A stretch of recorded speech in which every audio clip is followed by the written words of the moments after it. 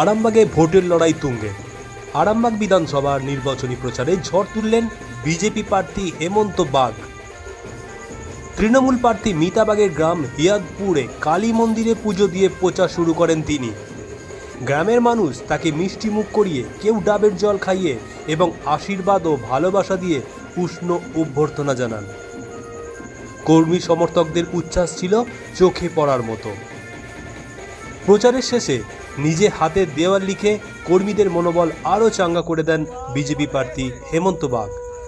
দেখুন বিস্তারিত বাংলা লাইভের পর্দায়।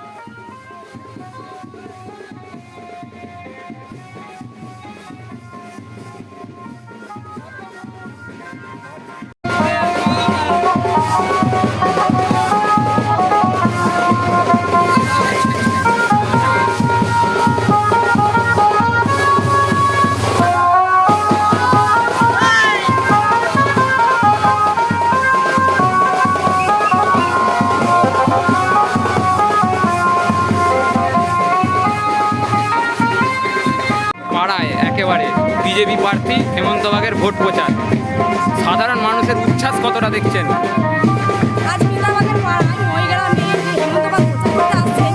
এখানে জনগণ শুধু বলছে হেমন্ত বাগ জিতছে, বিজেপি আসছে, হেমন্ত বাগ জিতছে। কি মনে হচ্ছে পরিবর্তন হবে? একদমই তাই, পরিবর্তন হবে। আরামবাগ বিধানসভা জিতছিলেন, এখনো জিতবে হেমন্ত বাগ।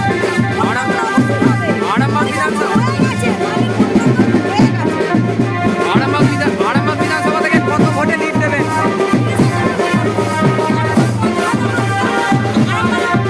আপনার নাম? হেমন্ত বাগ জিতছে। আপনার নাম?